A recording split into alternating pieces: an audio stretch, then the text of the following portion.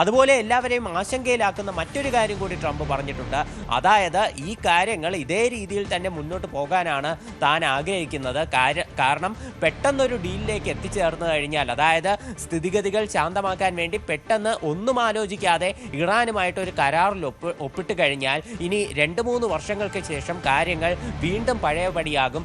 അത് തങ്ങൾ ആഗ്രഹിക്കുന്നില്ല. നിരന്തരമായ ഒരു സമാധാനമാണ് US ആഗ്രഹിക്കുന്നത്. അതുകൊണ്ട് ആലോചിച്ച് തീരുമാനിച്ച് ഉറപ്പിച്ചതിന് ശേഷം മാത്രമേ ഇറാനുമായി ഒരു കരാർ ഒപ്പിടൂ എന്നാണ് ട്രംപ് നിലവിൽ പറയുന്നത്. പക്ഷേ US-ന്റെ ഈ ഉപരോധങ്ങൾ ഹോർമുസിൽ തുടരുന്നിടത്തോളം ലോകത്തിൻ്റെ അവസ്ഥ അത് വളരെയധികം ഒരു ആശങ്കാജനകം തന്നെയാണ്. ഇതിനോടകം തന്നെ പല രാജ്യങ്ങളിലും ഇപ്പോൾ പെട്രോളിയം, ഡീസൽ ഉൽപ്പന്നങ്ങൾ മാത്രമല്ല, വളങ്ങൾ, അതുപോലെ കെമിക്കലുകൾ തുടങ്ങി പല കാര്യങ്ങളിലും കടുത്ത ക്ഷാമം തന്നെ നേരിടുന്നുണ്ട്.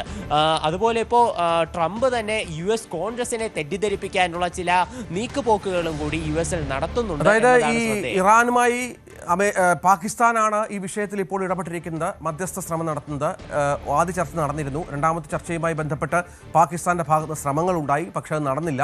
ഇപ്പോൾ വീണ്ടും പാകിസ്ഥാൻ വഴിയുള്ള നിർദ്ദേശങ്ങൾ, ഇറാൻ ഏതാണ്ട് സമാധാനത്തിന് തയ്യാറാണ് എന്ന നിലയിലേക്ക് കാര്യങ്ങൾ എത്തിയെന്ന് തോന്നുന്നു. കാരണം അത്രത്തോളം ആഭ്യന്തര പ്രശ്നങ്ങൾ ആ രാജ്യം അനുഭവിക്കുന്നുണ്ട്.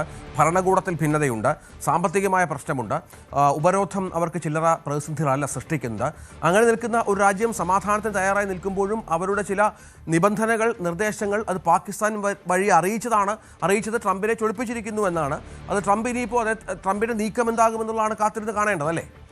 തീർച്ചയായിട്ടും ട്രംപ് പാകിസ്ഥാന് നന്ദിയും പറഞ്ഞിട്ടുണ്ട്. അതായത് അവിടെ പ്രധാനമന്ത്രിയായിട്ടുള്ള ഷഹബാസ് ഷെരീഫ് ആണെങ്കിലും അതുപോലെ ഫീൽഡ് മാർഷൽ അസീം മുനീർ ആണെങ്കിലും ഈ സംഘർഷങ്ങൾ അവസാനിപ്പിക്കാൻ വേണ്ടി നിരന്തരം ശ്രമം നടത്തുന്നുണ്ട്. അവരോട് തനിക്ക് ബഹുമാനമുണ്ട്.